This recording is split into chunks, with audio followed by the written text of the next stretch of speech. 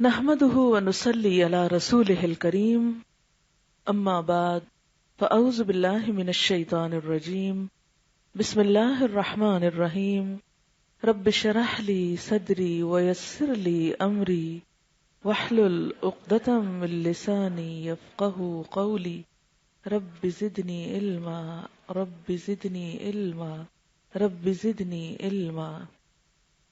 جس طرح رمضان المبارک ایک بہت اہم مہینہ ہے، اسی طرح ذوالحج بھی بہت خاص مہینہ ہے۔ رمضان میں ہم روزے رکھتے ہیں جو ایک فرض عبادت ہے، اسی طرح ذوالحج میں ہم حج کرتے ہیں جو ایک فرض عبادت ہے ہر صاحب استطاعت پر۔ تو اس مہینے کی برکت اور فضیلت کا اس وقت آپ کے سامنے ذکر کرنا ہے تاکہ آپ اس مہینے کے شروع ہونے سے پہلے، اس کی آمد سے پہلے اس کی تیاری کر لیں۔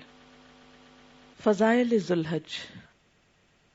رمضان المبارک کے بعد ذوالحج کا مہینہ اسلامی کیلنڈر میں نہایت اہمیت کا حامل ہے۔ جس طرح رمضان المبارک میں مسلمانوں پر روزے فرض کیے گئے ہیں، اسی طرح ماہ ذوالحج میں صاحب حیثیت مسلمانوں پر حج فرض کیا گیا ہے۔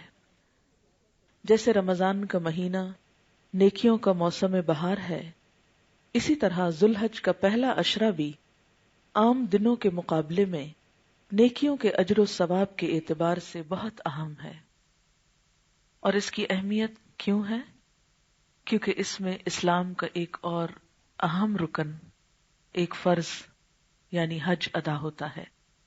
رمضان کی فضیلت کیوں ہے؟ کیونکہ اس میں ایک اہم فرض روزے رکھے جاتے ہیں، اس لیے فرض عبادت کی ادائیگی کے اوقات کو بھی مبارک بنا دیا گیا اور باعث فضیلت بنا دیا گیا۔ حضور اکرم صلی اللہ علیہ وسلم نے ارشاد فرمایا کہ کوئی دن ایسا نہیں جس میں نیک عمل اللہ تعالیٰ کو ان 10 دنوں کے عمل سے زیادہ پسند ہو، یعنی ان پہلے 10 دنوں میں ہم جو بھی اچھا کام کرتے ہیں اس کا اس قدر اجر و ثواب ہے کہ جو پورے سال میں کسی اچھے کام کا نہیں۔ اگرچہ کوئی انسان کبھی بھی جو اچھا کام کرے اس کو اس کا ثواب ملتا ہے، لیکن جو اچھا کام ان دنوں میں کیا جائے اس پر جو اجر ملتا ہے اس کی تو بات ہی کچھ اور ہے۔ ایک اور روایت میں آتا ہے کہ لوگوں نے پوچھا، یعنی جب آپ نے اتنی زیادہ فضیلت بتائی تو لوگ حیران ہوئے کہ اچھا، لوگوں نے عرض کیا اے اللہ کے رسول صلی اللہ علیہ وسلم، اور جہاد فی سبیل اللہ بھی؟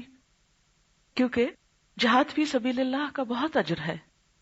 تو آپ نے فرمایا ہاں، ان دنوں کا نیک عمل جہاد فی سبیل اللہ سے بھی زیادہ افضل ہے۔ ہاں، ایک صورت ہے کہ اگر کوئی شخص اپنی جان اور مال دونوں لے کر میدان جنگ میں جائے اور پھر واپس نہ آئے، کوئی بھی چیز واپس نہ آئے، نہ مال آئے نہ جان آئے، اس شخص کا اجر و ثواب بہرحال بہت آگے ہے، زیادہ ہے، لیکن اس کے علاوہ کوئی بھی نیک عمل ان دنوں کا اپنے اجر اور ثواب کے اعتبار سے پورے سال پر حاوی ہے۔ اس لیے ان دنوں سے خوب فائدہ اٹھائیے اور کچھ ایسے اعمال کرنے کی کوشش کیجیے کہ جس سے درجات بہت بلند ہوں۔ کیا کام کرنے چاہیے؟ عشرہ ذوالحج میں جن اعمال کی فضیلت احادیث میں آئی ہے وہ درج ذیل ہیں۔ اگرچہ کوئی بھی نیکی کی جا سکتی ہے، لیکن خاص طور پر یہ نیکیاں، ان کا اہتمام خاص اجر حاصل کرنے کا ذریعہ ہے۔ نمبر 1، ذکر الہی۔ اس عشرے میں دیگر اذکار کے علاوہ، یعنی جو عام روٹین میں آپ روز کرتے ہیں، صبح شام کی دعائیں ہیں یا نماز کے بعد کے اذکار ہیں یا تسبیحات ہیں، درود شریف ہے، کوئی بھی چیز، اس کے علاوہ خصوصی طور پر مندرجہ ذیل تکبیرات پڑھنے کا اہتمام کرنا مسنون ہے۔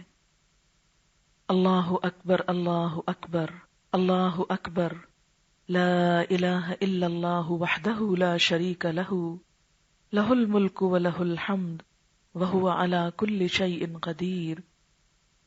الله أكبر الله أكبر لا إله إلا الله والله أكبر الله أكبر ولله الحمد. الله أكبر كبيرا والحمد لله كثيرا وسبحان الله بكرة وأصيلا. حضرت عبداللہ بن عمر کے بارے میں آتا ہے کہ وہ ان دنوں میں بازار میں نکل جایا کرتے تھے اور بلند آواز سے تکبیریں پڑھتے، اس طرح کہ سب لوگ آپ کے ساتھ شریک ہو جاتے. اجتماعی طور پر بھی تکبیریں پڑھا کرتے تھے. اسی لیے آپ سب کو کلاس میں کہا جاتا ہے کہ آپ اکٹھے مل کر تکبیر پڑھیں. اس کا کیا فائدہ ہوتا ہے؟ کیا آپ کو کچھ محسوس ہوتا ہے جب سب مل کر تکبیریں پڑھ رہے ہوتے ہیں؟ دل کے اندر ایک خاص اللہ کی محبت پیدا ہوتی ہے. اسی لیے ان تکبیروں کو ریکارڈ کرا کے کیسٹ بھی تیار کی گئی. آپ سب ان 2-3 دنوں میں، عید کے دنوں میں صبح اٹھتے ہی اس کو ضرور لگائیں، اور آپ دیکھیں گے کہ پورا گھر خود بخود ساتھ شامل ہو جائے گا. کیونکہ میں آج کل یہی کر رہی ہوں، صبح لگاتی ہوں تو مجھے کسی کو پھر کہنا نہیں پڑتا کہ تم بھی پڑھو، کیونکہ اللہ کے نام میں اتنی کشش ہے، اتنی برکت ہے، اتنا سکون ہے کہ واقعی دل کو کچھ ہونے لگتا ہے نا، دل محسوس کرتا ہے. تکبیروں کو سن کے اور تکبیر ساتھ پڑھنے سے دل بدلتا ہے، اور اگر دل بدل جائے تو دنیا بدل جاتی ہے. جس رخ پر بھی بدلے دل، اچھائی کی طرف بدلے یا برائی کی طرف بدلے. اسی لیے دلوں کی حفاظت اور دل میں اچھی خیالات کا ہونا انسان کی خوش قسمتی کی علامت ہے. اور اگر کوئی شخص دل کے بگاڑ کا شکار ہو جائے تو ہر طرف سے بگاڑ ہی بگاڑ ہو جاتا ہے.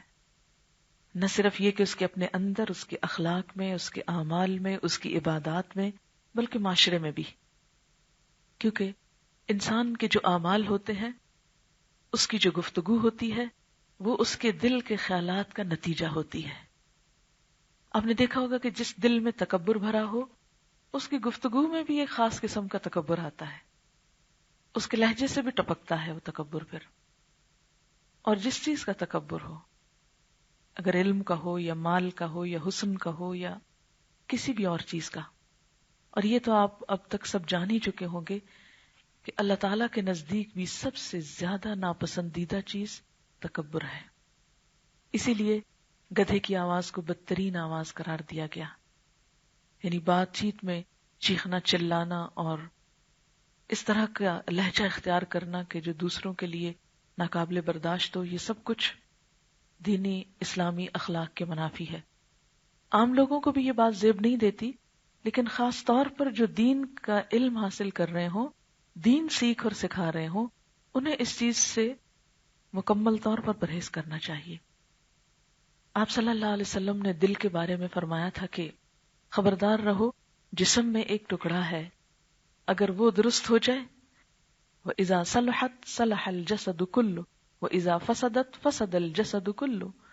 اگر وہ ٹکڑا ہے گوشت یعنی دل درست ہو تو سارا جسم درست کام کرتا ہے، کیونکہ دل خون پمپ کرتا ہے نا. اگر خون کی سرکولیشن ہوگی تو انسان کی زندگی، اور اگر دل کام کرنا چھوڑ دے، اذا فسدت فسد الجسد کلو، تو سارا جسم خراب ہو جاتا ہے، بگاڑ کا شکار ہو جاتا ہے، یعنی بیمار ہو جاتا ہے. تو دل جو ہے جہاں جسم کو خون سپلائی کرتا ہے اور ہماری جسمانی صحت کا انحصار اس پر ہے، بالکل اسی طرح ہماری روحانی صحت کا انحصار بھی دل پر ہے.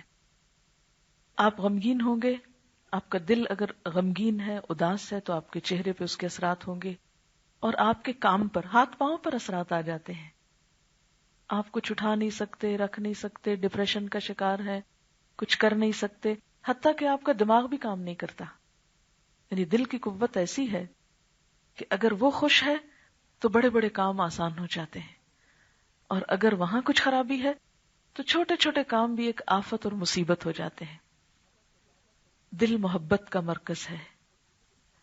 اللہ کی محبت جس دل میں آتی ہے، پھر لازمی طور پر انسان اللہ کی مخلوق سے محبت کرنے لگتا ہے، اللہ کے بندوں سے پیار ہوتا ہے.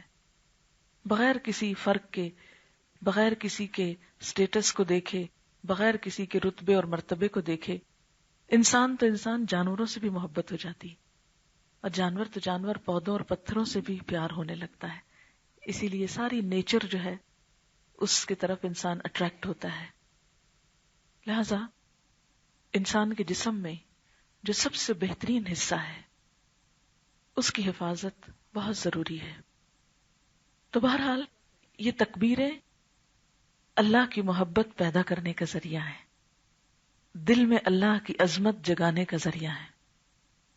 ہم نے اسی طرح ذوالحج کے شروع میں یہ تکبیریں لگانا شروع کی اور لوگوں نے گھر لے جا کر لگانا شروع کی.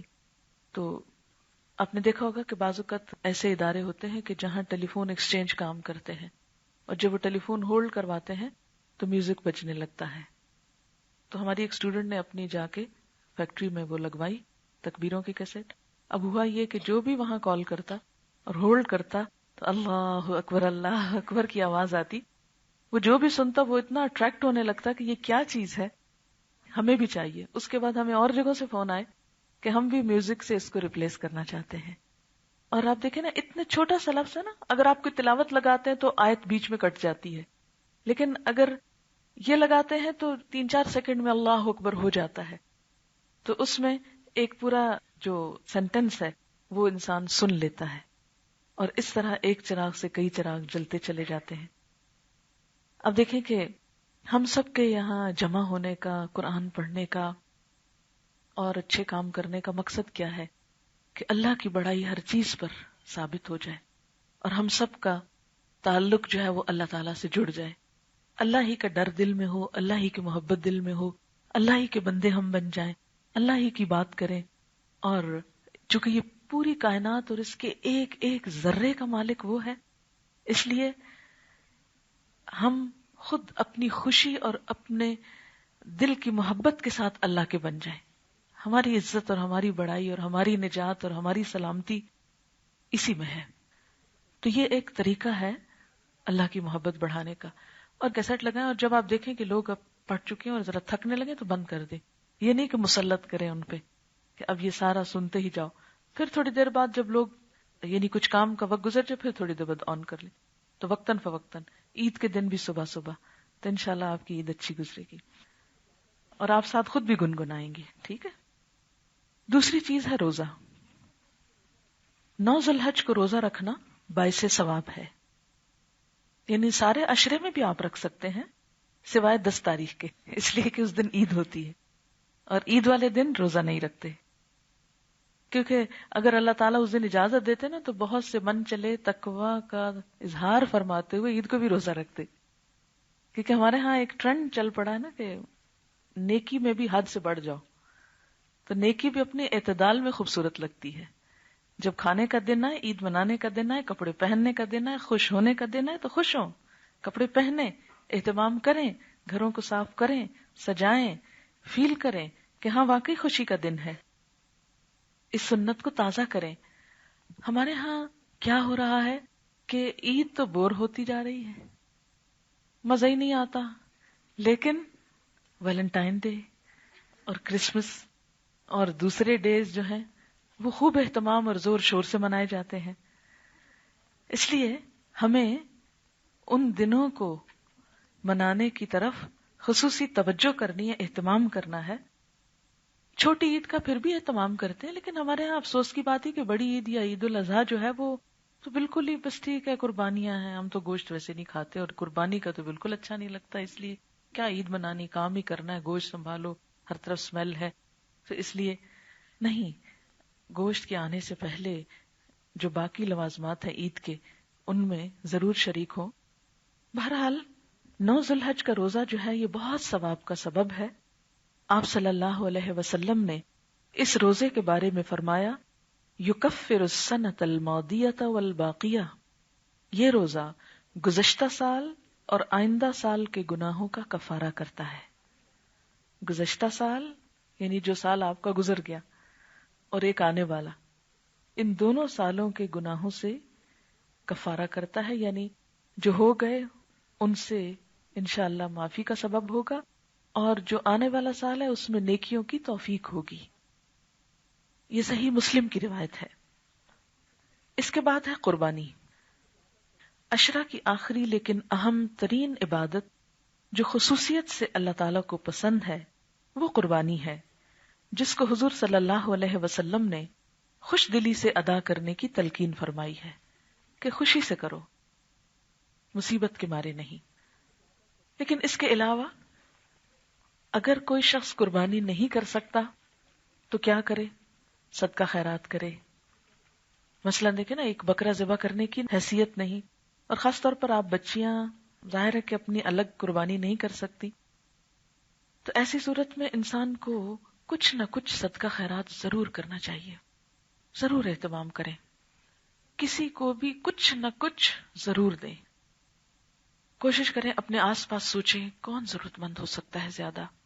ہو سکتا ہے کہ کوئی ایسے گھرانے ہو کہ جنہیں کچھ ضرورت ہو، آپ کے کوئی غریب رشتہ دار ہوں، ہو سکتا ہے آس پاس سرونٹ کوارٹرز میں کچھ بچے رہتے ہوں، ان کے لیے کچھ خرید کے لے جائیں، یا ویسے پیسے دے دیں، یا کوئی اسی طرح اپنے کپڑوں کی ذرا چھانٹی کر لیں، اپنے چیزوں کی چھانٹی کر لیں، حتیٰ کہ ایکسٹرا پینز وغیرہ جو آپ یوز نہیں کرتے، یا اپنے سٹورز میں کوئی ایسی چیز دیکھتے ہیں کہ جو کسی اور کے استعمال ہو سکتی ہے، تو کچھ نہ کچھ نکال کے کسی کو بھی ضرور دیں۔ اور جیسے چھوٹی عید پر صدقہ فطر ہوتا ہے نا، تو وہ ہر ایک کو دینا ہوتا ہے، چاہے کوئی غریب ہے، امیر ہے، بچہ ہے، حتیٰ کہ ایک دن کا بچہ ہے، اس کو بھی دینا ہوگا۔ ماں باپ اس کی طرف سے ادا کرتے ہیں۔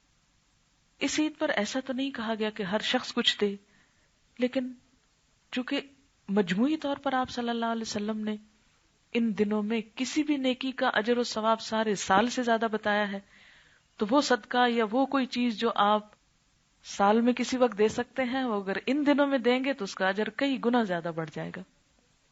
اسی طرح اگر آپ کی زکوٰۃ ڈیو ہے، یا آپ کو کوئی بھی ایسا صلہ رحمی کا کام کرنا ہے، رشتہ داروں کے ساتھ حسن سلوک کا، کوئی تحفے تحائف ان کو دینے ہیں، یا ان کو کسی بھی طرح خوش کرنا ہے، کوئی روٹھا ہوا تو اس کو منانا ہے، تو ان سب چیزوں کی طرف توجہ دیں، تو انشاءاللہ تعالی ان دنوں کا نیک عمل آپ کو آئندہ کے لیے بھی فائدہ دے گا اور اجر و ثواب کا باعث ہوگا جو سارے سال کے مقابلے میں زیادہ ہے۔ اب چند باتیں قربانی کے بارے میں۔ قربانی اگرچہ اللہ تعالی کی طرف سے فرض نہیں، جیسے نماز فرض ہے ایسے قربانی فرض نہیں، لیکن سنت واجبہ کا درجہ رکھتی ہے۔ سنت ہے لیکن لازمی سنت ہے، کیونکہ اس کے ذریعے اللہ تعالیٰ کی رضا حاصل ہوتی ہے اور گناہوں کا کفارہ ہوتا ہے۔ اللہ تعالیٰ کا فرمان ہے سورۃ الکوثر میں، فَصَلِّ لِرَبِّكَ وَانْحَرْ۔ نبی صلی اللہ علیہ وسلم کو خطاب ہے، اپنے رب کے لیے نماز پڑھیے اور قربانی کیجیے۔ قربانی کا حکم حضرت آدم علیہ السلام سے لے کر حضور صلی اللہ علیہ وسلم تک تمام آسمانی شریعتوں میں رہا ہے۔ سورۃ المائدہ میں ایک واقعہ آتا ہے جس میں حضرت آدم علیہ السلام کے 2 بیٹوں کی قربانی کا ذکر ہے۔ اس میں آتا ہے وَاتْلُ عَلَيْهِمْ نَبَأَ ابْنَيْ آدَمَ بِالْحَقِّ إِذْ قَرَّبَا قُرْبَانًا فَتُقُبِّلَ مِنْ أَحَدِهِمَا وَلَمْ يُتَقَبَّلْ مِنَ الْآخَرِ قَالَ لَأَقْتُلَنَّكَ قَالَ إِنَّمَا يَتَقَبَّلُ اللَّهُ مِنَ الْمُتَّقِينَ۔ ان پر آدم علیہ السلام کے 2 بیٹوں کی قربانی کا واقعہ پڑھ سنائیے جب ان دونوں نے قربانی کی تھی، لیکن ان میں سے ایک کی قربانی قبول کر لی گئی اور دوسرے کی قربانی قبول نہ کی گئی۔ جس کی قبول نہ ہوئی اس نے دوسرے سے کہا میں تجھ کو قتل کر دوں گا۔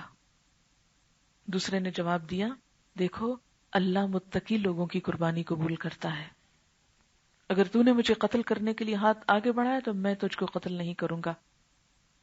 تو یہاں سے ایک بات یہ بھی پتہ چلتی ہے کہ قربانی تقوی کے ساتھ ہے۔ صرف قربانی کرنا ہی کافی نہیں، بلکہ اس کے آداب اور شرائط کا لحاظ رکھنا بھی ضروری ہے۔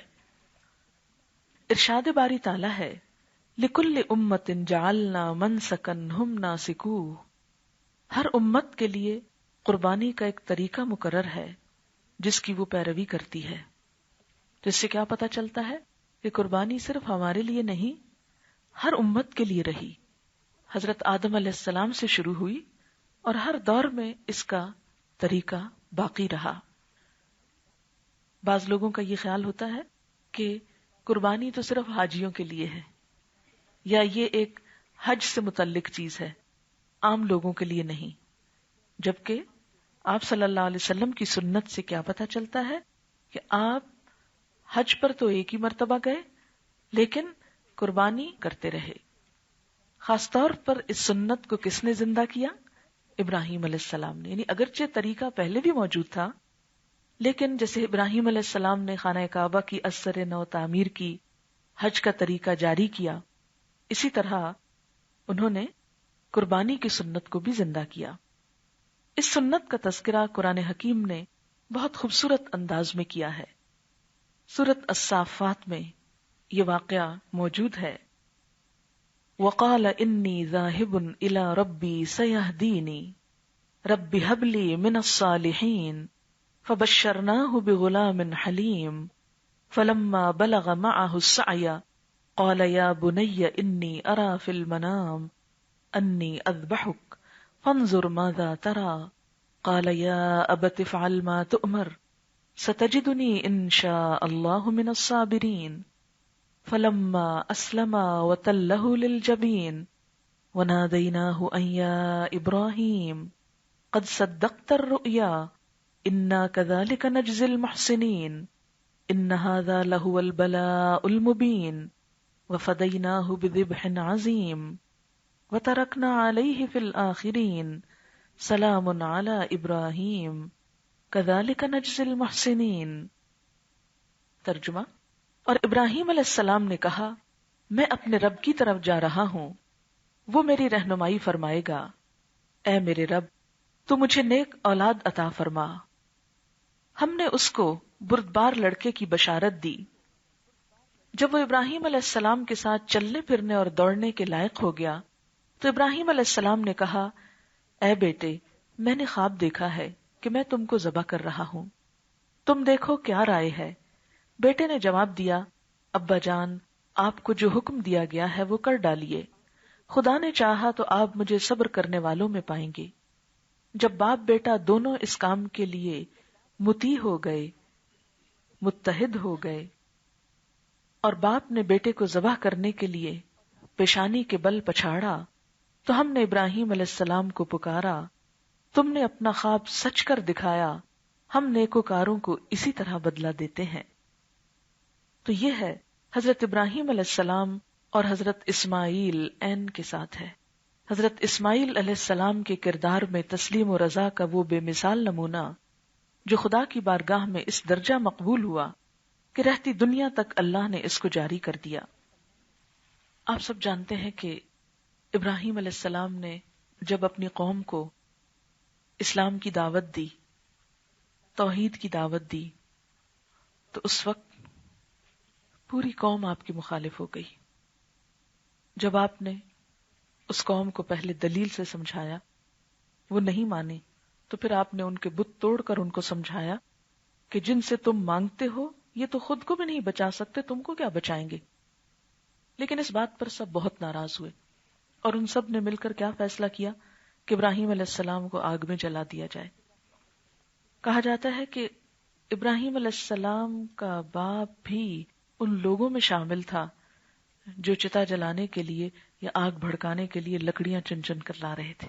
پوری قوم نے لکڑیاں چنی کہ بہت بڑی آگ کا الاؤ تیار کیا جائے اور اس میں ابراہیم علیہ السلام کو ڈالا جائے تاکہ بچ کے نہ نکل سکیں. بہرحال اللہ کے دوست تھے، جب آگ میں پھینکے گئے تو آگ گلو گلزار ہو گئی. یہ اتنا بڑا معجزہ تھا کہ آگ جلی نہیں، یا جلتی آگ ٹھنڈی ہو گئی جب ابراہیم علیہ السلام اس میں گئے اور بالکل صحیح سلامت باہر نکل آئے. اتنے بڑے معجزے کو دیکھتے ہوئے بھی وہ لوگ نہیں مانے، اور جب نہیں مانے تو اس کے بعد ابراہیم علیہ السلام کا وہاں ٹھہرنا بے فائدہ تھا، بیکار تھا. اب انہوں نے کیا فیصلہ کیا کہ میں اس علاقے کو چھوڑ کے چلا جاتا ہوں. وقال انی ذاہب الی ربی سیہدینی، کہا کہ میں اپنے رب کی طرف جاتا ہوں، وہ میری رہنمائی کرے گا کہ اب مجھے اور کیا کرنا ہے. اور کس کو بتانا ہے، کس کو سمجھانا ہے، کس کو سکھانا ہے، کیونکہ وہ اللہ سے محبت رکھتے تھے اور وہ چاہتے یہ تھے کہ وہ پوری دنیا کو اس محبت کا مزہ چکھا دیں، ہر ایک کے دل میں یہ خیال آ جائے. لیکن اس علاقے میں کوئی سننے کو تیار نہیں تھا، تو وہ اب اس علاقے کو چھوڑ کر جا رہے ہیں کسی اور علاقے کی طرف. اللہ تعالیٰ نے ان کو اشارہ کیا کہ وہ مکہ کی وادی میں جائیں اور اپنے بیٹے اور بیوی کو چھوڑ کر آ جائیں. یہ ایک بہت بڑی قربانی تھی کہ بالکل بے آب و گیاہ جگہ پر اپنی بیوی اور اس بچے کو چھوڑ دیا جو بڑی دعاؤں کے بعد بڑھاپے میں نصیب ہوا تھا. لیکن چونکہ اللہ کا حکم تھا اس لیے پرواہ نہیں کی، بس چھوڑ آئے. دوبارہ اس وقت واپس گئے جب وہ دوڑ دھوپ کے قابل ہو چکے تھے. اب دیکھیے یہاں الفاظ کہ انی ذاہب الی ربی سیہدینی رب ہب لی من الصالحین، اللہ مجھے نیک بچہ دے، صالح لوگوں میں سے اولاد دے. فبشرناہ بغلام حلیم، اللہ نے کیسی دعا سنی، ایک بردبار متحمل مزاج بچہ عطا کیا. وہ بچہ جب آپ کے ساتھ دوڑ دھوپ کی عمر کو پہنچ گیا تو ایک روز کہا، اے بیٹے میں نے خواب میں دیکھا ہے کہ میں تجھ کو ذبح کر رہا ہوں. فانظر ماذا ترى، تم دیکھو تم کیا کہتے ہو، تمہارا کیا خیال ہے. بیٹا بھی تو ایسا ہی تھا نا، اللہ کا انعام. قال یا ابت افعل ما تؤمر، بولے ابا جان جو آپ چاہتے ہیں کر ڈالیے. ہم ذرا سوچیں کہ ہم میں سے اگر کوئی اس جگہ پر ہوتا تو کیا یہی کہتا، ایسے ہی کہتا کہ آپ ہمیں ذبح کر دیں؟ نہیں. لیکن انہیں معلوم تھا کہ میرے والد جو کہتے ہیں درست کہتے ہیں، غلط نہیں کہتے. ان کو یقین تھا کہ اللہ نے اگر میرے والد کو آگ سے نکالا تھا تو یہ بھی ایک آزمائش ہی ہے. ستجدنی انشاءاللہ من الصابرین، ان قریب آپ مجھے صبر کرنے والوں میں سے پائیں گے انشاءاللہ. فلما اسلما، پھر جب وہ دونوں مطیع ہو گئے، نیکی کے کام پر متفق ہو گئے، وَتَلَّهُ لِلْجَبِينِ، اور پیشانی کے بل اپنے بیٹے کو ابراہیم علیہ السلام نے لٹا دیا. وَنَادَيْنَاهُ أَن يَا إِبْرَاهِيمُ، تو اسی وقت ہم نے پکارا، اے ابراہیم، قد صدقت الرؤیا، تو نے خواب سچ کر دکھایا. اِنَّا كَذَلِكَ نَجْزِي الْمُحْسِنِينَ، ہم محسنین کو ایسا ہی بدلہ دیتے ہیں. ان ھذا لہو البلاء المبین، یقیناً ایک کھلی کھلی آزمائش تھی یہ، اس بات کی آزمائش ہونے میں کوئی شک نہ تھا. وفدیناہ بذبح عظیم، اور ایک بڑی قربانی فدیے میں دے کے ہم نے اس بچے کو بچا لیا. یعنی اللہ تعالیٰ کو ابراہیم علیہ السلام کے ہاتھوں اسماعیل کو ذبح کروانا نہ تھا، بس آزمانا تھا کہ کیا میری محبت میں اپنے بچے کو قربان کر سکتے. وَتَرَكْنَا عَلَيْهِ فِي الْآخِرِينَ، ہم نے ان کا ذکر خیر آخری یعنی بعد کی نسلوں میں چھوڑ دیا کہ جو بھی آج آتا ہے، سال میں قربانی ہوتی ہے، سب کو یہ واقعہ یاد آتا ہے. سلام علی ابراہیم کذالک نجزی المحسنین. 2 دفعہ محسنین کی بات ہو رہی ہے یہاں پر. حفیظ جالندری نے اس واقعے کو ایک خوبصورت نظم میں بیان کیا ہے، وہ نظم میں آپ کے سامنے پیش کرتی ہوں. پدر بولا کہ بیٹا، پدر کہتے ہیں باپ کو، پدر بولا کہ بیٹا آج میں نے خواب دیکھا ہے، کتاب زندگی کا ایک نرالا باب دیکھا ہے. یہ دیکھا ہے کہ میں خود آپ تجھ کو ذبح کرتا ہوں، خدا کے حکم سے تیرے لہو میں ہاتھ بھرتا ہوں. سعادت مند بیٹا جھک گیا فرمان باری پر، زمین و آسماں حیران تھے اس اطاعت گزاری پر. رضا جوئی کی یہ صورت نظر آئی نہ تھی اب تک، یعنی اللہ کی اطاعت میں اتنی بڑی قربانی آج تک کسی نے نہیں دی تھی. یہ جرأت پیشتر انسان نے دکھلائی نہ تھی اب تک. عجب بشاش تھے دونوں رضائے رب عزت پر، یعنی اتنا بڑا کام کرنے جا رہے تھے اور دونوں ہی بہت خوش تھے. فلما اسلما، دونوں خوشی خوشی جھک گئے رب کی بات کے آگے. تامل یا تذبذب کچھ نہ تھا دونوں کی صورت پر. کہا فرزند نے اے باپ اسماعیل صابر ہے، خدا کے نام پر بندہ پے تعمیل حاضر ہے. مگر آنکھوں پہ اپنی آپ پٹی باندھ لیجیے گا، میرے ہاتھوں میں اور پیروں میں رسی باندھ دیجیے گا، مبادا آپ کو صورت پہ میری رحم آ جائے، مبادا میں تڑپ کر چھوٹ جاؤں ہاتھ تھرائے۔ پسر کی بات سن کر باپ نے تعریف فرمائی، پسر کہتے ہیں بیٹے کو، بیٹے کی بات سن کر باپ نے تعریف فرمائی، یہ رسی اور پٹی باندھنی ان کو پسند آئی، ہوئے اب ہر طرح تیار دونوں باپ اور بیٹے، چھری اس نے سنبھالی تو یہ جھٹ قدموں پہ آ لیٹے، پچھاڑا اور گھٹنا سینہ معصوم پہ رکھا، چھری پتھر پہ رگڑی ہاتھ کو حلقوم پہ رکھا، زمیں سہمی پڑی تھی آسماں ساکن تھا بیچارہ، نہ اس سے پیشتر دیکھا تھا یہ حیرت کا نظارہ، پدر تھا مطمئن بیٹے کے چہرے پہ بحالی تھی، چھری حلقوم، حلقوم کہتے ہیں حلق کو، چھری حلقوم میں اسماعیل پہ چلنے ہی والی تھی، مشیت کا مگر دریائے رحمت جوش میں آیا، کہ اسماعیل کا ایک رونگٹا کٹنے نہیں پایا، ہوئے جبریل نازل اور تھاما ہاتھ حضرت کا، کہا بس امتحان مقصود تھا ایثار و جرت کا، خطاب اس دن سے اسماعیل نے پایا ذبیح اللہ، خدا نے آپ ان کے حق میں فرمایا ذبیح اللہ۔ تو یہ ہے وہ واقعہ جس کی وجہ سے یا جس کی پیروی میں آج ہم سب اپنے جانور ذبح کرتے ہیں اور اس رسم وفا کو نبھاتے ہیں۔ قربانی کی حکمت کیا ہے؟ جیسا کہ اوپر کی آیات میں حضرت ابراہیم علیہ السلام کی قربانی کا ذکر ہوا ہے، اللہ تعالیٰ نے حضرت ابراہیم علیہ السلام کے اس جذبہ اطاعت، سچی وفاداری، جانی ایثار اور قربانی اور مکمل سپردگی کو بے پناہ پسند کیا۔ ان کو محسن اور خلیل اللہ، اللہ کے دوست کا لقب دیا، ان کے نام کو رہتی دنیا تک جاری کر دیا۔ تمام دنیا کے مسلمان دن میں 5 نمازوں میں کئی مرتبہ نبی صلی اللہ علیہ وسلم کے ساتھ حضرت ابراہیم علیہ السلام پر بھی درود بھیجتے ہیں۔ اللہ تعالیٰ اپنے بندوں سے ایسی ہی مکمل اطاعت اور وفاداری چاہتے ہیں کہ جب اللہ کا حکم آ جائے تو کسی چونو چرا کی گنجائش باقی نہ رہے۔ دنیا بھر کے مسلمان اس سنت کی یاد میں خدا سے عہد کرتے ہیں کہ اے رب العالمین، ہم آپ ہی کے اطاعت گزار بندے ہیں، ہمارا سب کچھ آپ ہی کا ہے، آپ کا اشارہ ہوگا تو ہم دین کی خاطر اپنی گردنیں کٹانے اور خون بہانے سے بھی گریز نہ کریں گے۔ قربانی کرتے وقت جو دعا پڑھی جاتی ہے وہ بھی ایسی ہی جانثاری کے جذبات کا اظہار ہے۔ حضرت ابراہیم علیہ السلام نے خواب کے بعد تمام عقلی دلیلوں کو ایک طرف رکھ دیا، یعنی عقل کی نہیں مانی، اور کمال عبودیت کے ساتھ اپنی عزیز ترین چیز کو بھی اللہ تعالیٰ کے راستے میں پیش کر دیا۔ ہر سال قربانی کی سنت دہرانا دراصل بندے کا اللہ کے ساتھ اسی جذبہ محبت کی یاد تازہ کرنا ہے۔ قربانی کا لفظ قرب سے نکلا ہے، یعنی ایک ایسا عمل ہے جس کے ذریعے اللہ کی رضا اور قرب حاصل کیا جا سکتا ہے۔ ارشاد باری تعالی ہے، قل ان صلاتی ونسکی ومحیای ومماتی للہ رب العالمین۔ آپ کہہ دیجئے بے شک میری نماز، میری قربانی، میرا جینا اور میرا مرنا اللہ رب العالمین کے لیے ہے۔ اگر اس سنت ابراہیمی کی یاد تازہ کرتے وقت یہ جذبات اور اللہ کی مکمل اطاعت کا جذبہ دل میں نہ ہو تو محض جانوروں کا خون بہانا، گوشت تقسیم کرنا اور خود کھا لینا یہ سب ایک میکانیکی عمل بن کر رہ جائے گا، ایک مشینی عمل ہے جو روح سے خالی ہوگا۔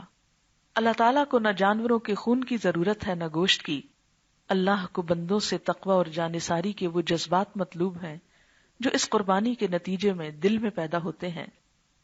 لن ینال اللہ لحومها ولا دماؤها ولکن ینالہ التقوی منکم۔ اللہ کو نہ ان جانوروں کا گوشت پہنچتا ہے نہ خون، اسے صرف تمہارا تقوی پہنچتا ہے۔ تو اس سے کیا پتہ چلتا ہے کہ قربانی کی اصل روح کیا ہے؟ تقوی۔ اور تقوی کہاں ہوتا ہے؟ دل میں۔ آپ صلی اللہ علیہ وسلم نے دل کی طرف اشارہ کر کے فرمایا تھا، التقوی ہا ہونا، التقوی ہا ہونا، التقوی ہا ہونا، یعنی چھری اگرچہ جانور پر ہو لیکن کوئی دکھاوا مطلوب نہ ہو، کسی سے تعریف لینا مطلوب نہ ہو، اللہ کی محبت سے دل بھر جائے کہ اللہ تیرا حکم آیا، میں نے اپنے مال کو اور پیار سے پالے ہوئے جانور کو تیری خاطر قربان کر دیا. اب دیکھیے کہ جو بچے قربانی کے جانور گھر پالتے ہیں یا جن علاقوں میں، آپ نے دیکھا ہوگا کہ جب قربانی ہو رہی ہوتی ہے تو وہ بہت روتے ہیں، کیونکہ ان کو بہت اٹیچمنٹ ہو جاتی ہے ایک پیٹ کی طرح ان سے. تو یہ دراصل ایک سمبل ہے کہ جب اللہ کا حکم آ جائے تو انسان اپنی محبوب ترین چیز کو بھی ذبح کرنے، ختم کرنے، دے ڈالنے میں کچھ دیر نہ لگائے، اور دل میں کوئی ملال نہ آئے، کوئی پریشانی نہ آئے. قربانی ہر صاحب استطاعت پر واجب ہے. بہت سے لوگ پوچھتے ہیں اچھا میرے پاس اتنے تولے زیور ہے، یہ جاگیر ہے، یہ کاروبار ہے، کیا مجھے قربانی کرنی چاہیے؟ بات یہ ہے کہ جیسے زکوٰۃ کے لیے ایک حد مقرر کر دی گئی، جی اتنے اونٹ ہیں تو آپ کو اتنا اس میں سے زکوٰۃ کے لیے نکالنا ہے، اتنی بکریاں ہیں تو اتنا نکالنا ہے. لیکن یاد رکھیے کہ قربانی کے لیے کوئی ایسا نصاب مقرر نہیں کیا گیا. اس کی کیا وجہ ہے؟ اس کی بنیادی وجہ یہ ہے کہ قربانی دراصل اللہ کے قرب کا ذریعہ ہے، محبت کا اظہار ہے. جس طرح ہم محبت کے اظہار میں کوئی بھی تحفہ جب دیتے ہیں کسی کو، تو آپ بتائیے کہ کیا اس کی قیمت دیکھی جاتی ہے یا یہ دیکھا جاتا ہے کہ آپ کے پاس کتنا مال ہے، کیا آپ کی حیثیت ہے تو پھر آپ تحفہ دیں گے؟ تحفہ تو ایک غریب شخص بھی دیتا ہے نا، تحفہ تو غریب شخص بھی دے دیتا ہے، اور بسا اوقات اپنی حیثیت سے زیادہ بھی کر لیتا ہے. تو یہ قربانی نہ تو کسی فرض کی ادائیگی ہے، نہ ہی کوئی نصاب کے ساتھ طے شدہ چیز ہے، نہ ہی اس کی کوئی خاص مقدار مقرر کی گئی ہے. یہ دراصل ہے کیا پھر؟ یہ ہے محبت کا اظہار، اللہ تعالی سے چاہت کا اظہار. ابراہیم علیہ السلام نے بھی تو محبت کا ایک اظہار کیا تھا نا، اللہ تجھ سے مجھے اتنی محبت ہے کہ اگر تو کہے گا کہ اپنے پیارے بیٹے کے اوپر چھری پھیر دو تو پھیر دوں گا. یہ محبت کو ثابت کیا تھا. آج کے دور میں بھی آپ دیکھیں انسانوں کی محبتوں اور دنیا کی چیزوں کی محبتوں کی خاطر لوگ خودکشی کر لیتے ہیں، گھر برباد کر لیتے ہیں، اپنے آپ کو اذیت دیتے ہیں، ہے نا ایسی چیزیں. لیکن وہ انسان بدلے میں ان کو کیا دے سکتے ہیں؟ اگر آپ کسی انسان کی خاطر خود کو قربان بھی کر لیں تو کیا ملے گا آپ کو؟ کچھ حاصل؟ کچھ نہیں. کوئی عزت نہیں اس میں. ابراہیم علیہ السلام نے کسی انسان کی خاطر نہیں بلکہ اللہ کی خاطر اپنی محبت کے اظہار کے طور پر اپنا بیٹا قربان کرنا چاہا تھا. یہ ایک تحفہ تھا، ایک محبت کا تحفہ تھا. آج بھی جو شخص قربانی کرتا ہے وہ ایک محبت کا تحفہ ہی اللہ کو پیش کرتا ہے، محبت کو ظاہر یا ثابت کرنے کے لیے. اب دیکھیں نا کہ تحفہ کیوں دیا جاتا ہے، کبھی غور کیا آپ نے؟ آپ تحفہ کیوں دیتے ہیں؟ کیا مقصد ہوتا ہے دینے کا؟ محبت کا اظہار، اس کے علاوہ تو کچھ نہیں. اسی طرح انسان جب اللہ تعالیٰ سے محبت کا اظہار کرتا ہے تو پھر سوچتا ہے اچھا میں کیا دوں. اللہ تعالیٰ کے دوست ابراہیم علیہ السلام نے بیٹا قربان کیا تھا، اگرچہ اللہ تعالیٰ نے اس کو تبدیل کر دیا کسی اور چیز سے. تو اب ہم اس محبت کی یاد میں یہ دن مناتے. اچھا ہمارے ہاں اس کے بدلے میں کیا شروع ہو گیا ہے؟ محبت کا دن کون سا ہے؟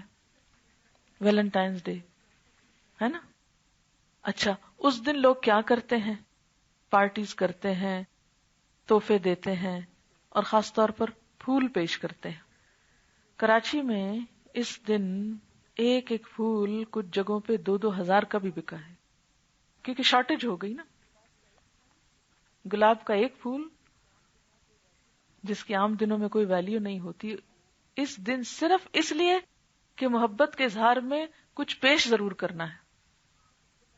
اچھا پھر میں نے اخبار میں پڑھا، وہاں کے نوٹس بورڈ پہ ہم نے خبر بھی لگائی کہ ایک خاتون نے اپنے شوہر کے خلاف مقدمہ کر دیا ہے. یہ کسی اور ملک کی بات ہے. اس نے اپنے شوہر کے خلاف مقدمہ دائر کیا ہے کہ اس نے مجھے ویلنٹائنز ڈے پر کوئی گفٹ کیوں نہیں بھیجا، تو میں اس کے ساتھ نہیں رہنا چاہتی اب، کیونکہ اس کو میری پرواہ نہیں، اس کو مجھ سے محبت ہی نہیں. کس قدر اہتمام اور کتنی اہمیت دے دی گئی نا ایک دن کو. ہمیں تو 1400 سال پہلے سے اللہ نے محبت کے اظہار کا دن دیا ہوا ہے، اور حقیقی محبت کے اظہار کا. ہمیں کیا ضرورت ہے ویلنٹائنز ڈے کی؟ اور دن بدن بڑھتا بھی زیادہ جا رہا ہے یہ سب کچھ. تو غیر مسلم قومیں بیچاری تو ایسے کام کریں کیونکہ ان کے پاس دن ہی نہیں ہے کوئی ایسے. لیکن ہم بھلا کیوں کریں یہ کام جبکہ ہمارے پاس آلریڈی محبت کے اظہار کے لیے، اللہ سے قرب کے اظہار کے لیے یہ دن موجود ہے. اچھا، اب آپ دیکھیں کہ پھول دینے سے کیا مل جاتا ہے کسی کو، کتنے کام آتا ہے. تھوڑی دیر کے لیے بھی دل خوش ہوتا ہے، اس کے بعد وہ مرجھاتے ہیں. جب مرجھاتے ہیں تو آپ یقین کریں ان کو جب ہاتھوں سے اٹھا کے بندہ بن میں پھینکتا ہے تو بڑی تکلیف ہوتی.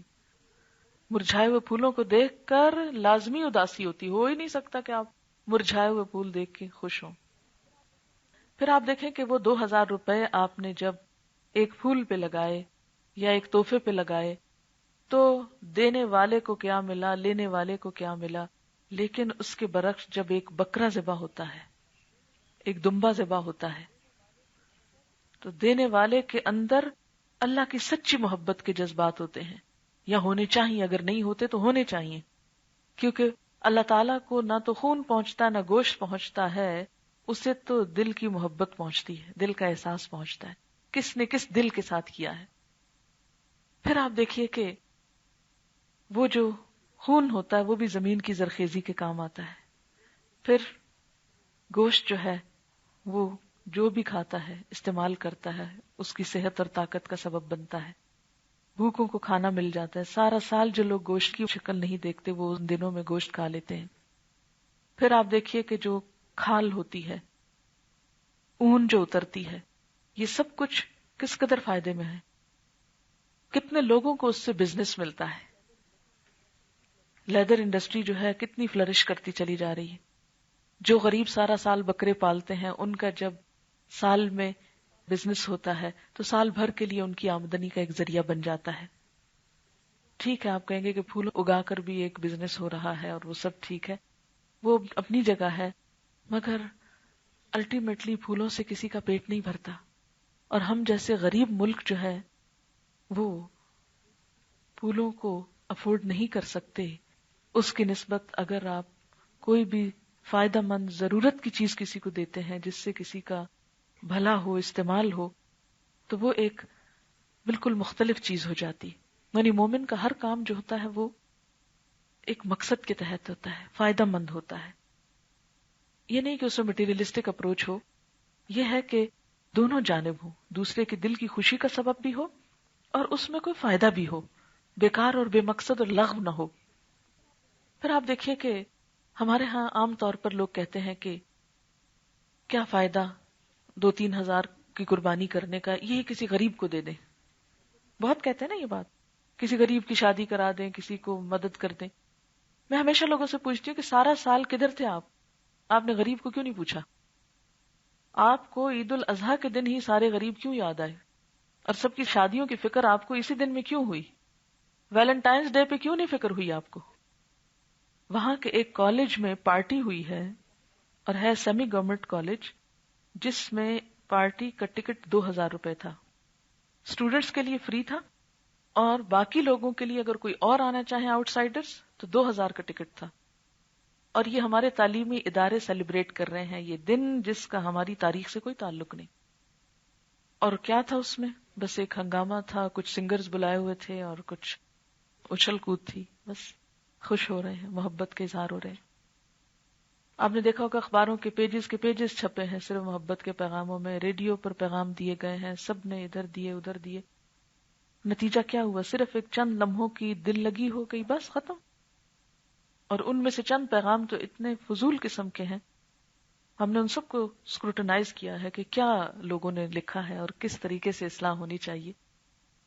تو بہرحال ہم مسلمانوں کے پاس ایک رچ کلچر ہے، ایک یوزفل مفید تاریخ ہے جو ہزاروں سال پر محیط ہے، ایک مفید عمل ہے. ہمیں ان سنتوں کو زندہ کرنا ہے اور اللہ کا قرب پانا ہے، نہ کہ فضولیات میں اپنا پیسہ ضائع کرنا کہ جس میں دنیا میں بھی وہ ضائع اور آخرت میں بھی اس کے بارے میں حساب ہوگا. رسول اللہ صلی اللہ علیہ وسلم نے فرمایا، جس نے ذوالحج کا چاند دیکھ لیا اور وہ قربانی کرنے کا ارادہ رکھتا ہے تو اسے بال اور ناخن نہیں تراشنا چاہیے. یعنی ان دنوں میں نہ بال کاٹیں، نہ آپ تھریڈنگ کریں اور بھویں تو ویسے ہی نہ بنایا کریں. آپ سب نے پڑھ لیا ہوگا کہ کس قدر وہ ناپسندیدہ کام ہے، خصوصاً ان کو شیپ دینا. اور باقی یہ ہے کہ ناخن بھی نہیں کاٹیں، بالوں کی ٹرمنگ بھی نہیں کریں، جسم کی صفائی بھی نہیں کریں. یہ بھی ایک ریچول ہے جو ان 10 دنوں میں آپ کو جس کا اہتمام کرنا ہے. یہ حکم خاص طور پر ان کے لیے ہے جنہیں قربانی کرنا ہے. کہا جاتا ہے کہ ابراہیم علیہ السلام کو اللہ تعالیٰ نے ان دنوں میں بال کاٹنے اور ان سب چیزوں سے منع کر دیا تھا. اور ویسے بھی آپ دیکھیں کہ حاجی جب حج کر رہے ہوتے ہیں، احرام پہنے ہوئے ہوتے ہیں ان دنوں، تو وہ احرام کی حالت میں نہ بال کاٹتے ہیں نہ ناخن کاٹتے ہیں. کئی ایک پابندیاں جو ہوتی ہیں وہ ان کے لیے ہوتی ہیں. تو ہم اور باقی پابندیوں میں تو شریک نہیں ہوتے، لیکن اس حکم پر ہم ان کے ساتھ شریک ہو کر عمل کر سکتے ہیں. قربانی ایام تشریق یعنی ذوالحج میں سے ایام تشریق میں کسی بھی دن کی جا سکتی ہے. ایام تشریق میں کسی بھی دن قربانی کی جا سکتی. ایام تشریق کون سے ہیں؟ 11، 12، 13 اور 10 تاریخ تو خیر ہے ہی یوم النحر. بکرا، دمبا، بھیڑ وغیرہ کی صرف ایک ہی شخص قربانی کر سکتا ہے، لیکن گائے بھینس میں 7 افراد اور اونٹ میں 10 افراد بھی شریک ہو سکتے ہیں. اونٹ کے بارے میں 2 روایتیں آتی ہیں، ایک میں 7 کا ذکر ہے اور ایک میں 10 کا. اور جانور ذبح کرنے کے بعد ان کو 7 یا 10 برابر حصوں میں تقسیم کر لینا چاہیے. جانور کا انتخاب کرتے وقت بھی صحت مند اور پلے ہوئے جانور کو منتخب کرنا چاہیے. بیمار، لنگڑے، اندھے، کمزور اور کم عمر جانوروں کی قربانی ناقص ہوگی. قربانی کے لیے نیت کے ساتھ جانور کو ذبح کرنا ضروری ہے. بغیر نیت ذبح کرنے سے سنت ادا نہیں ہوتی. حتیٰ کہ اگر نماز عید سے پہلے جانور ذبح کر لیا جائے تو دوبارہ کرنے کا حکم ہے.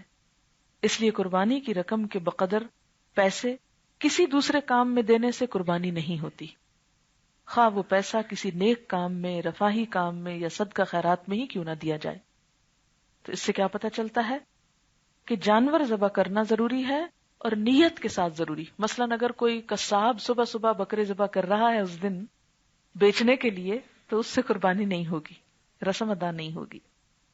پھر اسی طرح اگر آپ بکرا ذبح کرنے کی بجائے پیسے دے دیں کسی غریب کو، تو اس سے بھی قربانی نہیں ہوتی.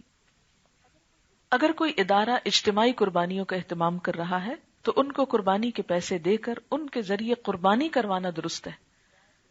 اسی طرح اپنے رشتہ دار یا دوست کے ذریعے قربانی کروانا بھی درست ہے.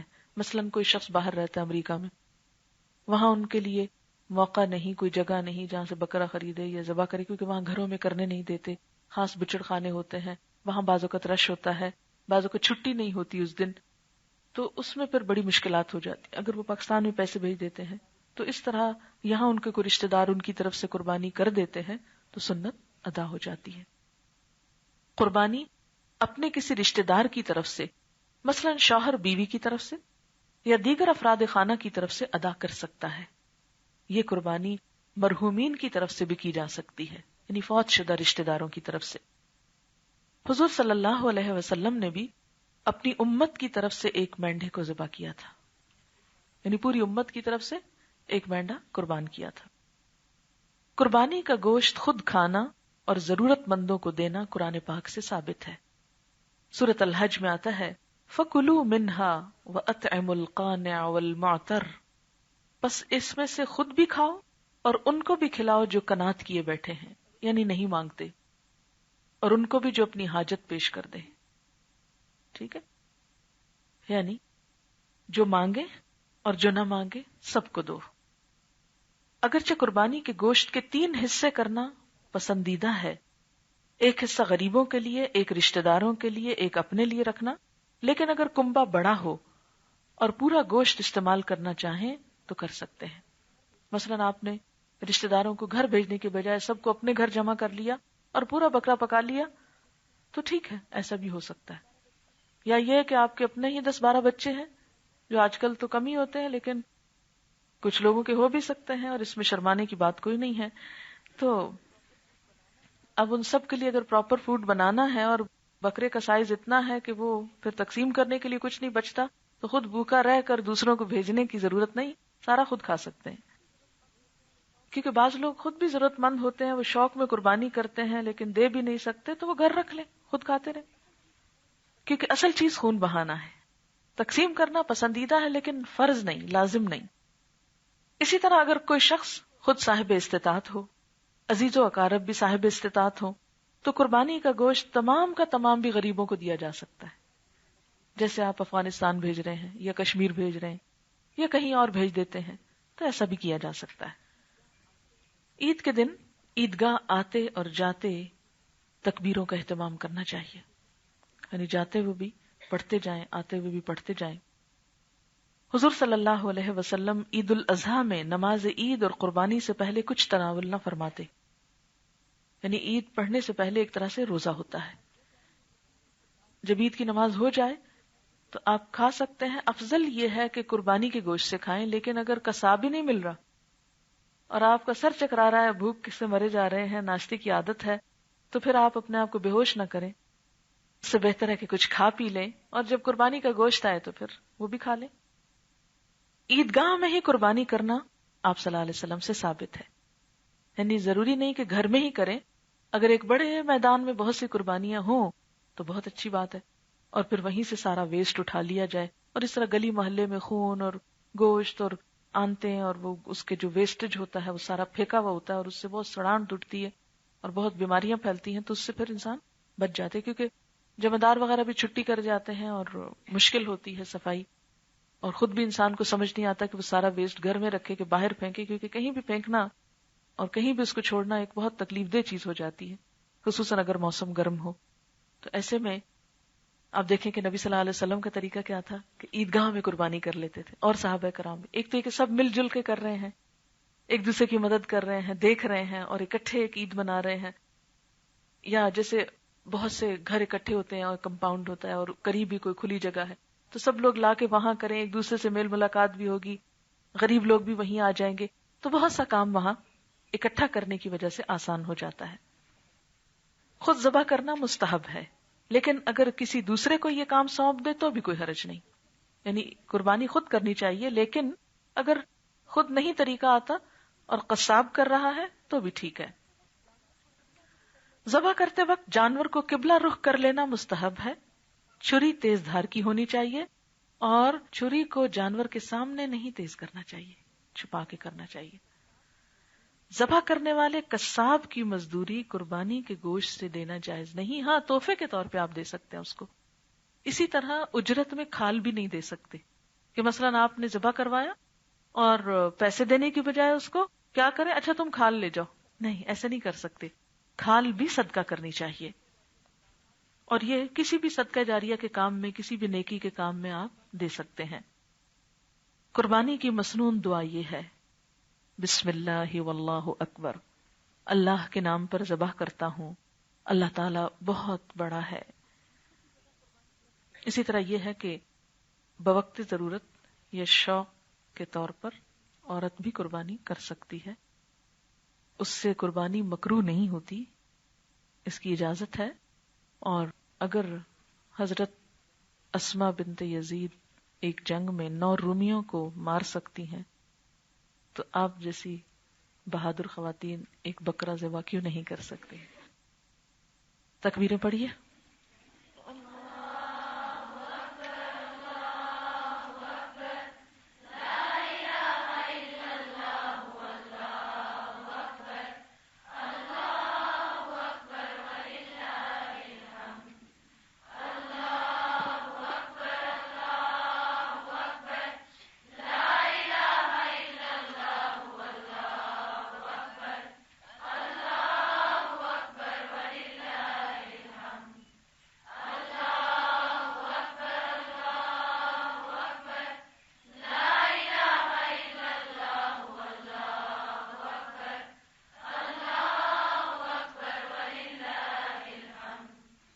اللہ اکبر کبیرا والحمد للہ کثیرا وسبحان اللہ بکرۃ واصیلا.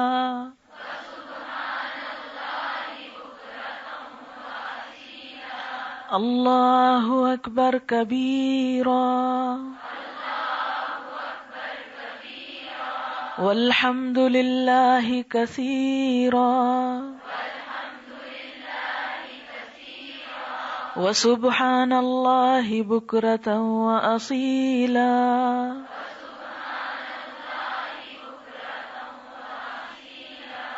تین دفعہ پڑھیے اس کو.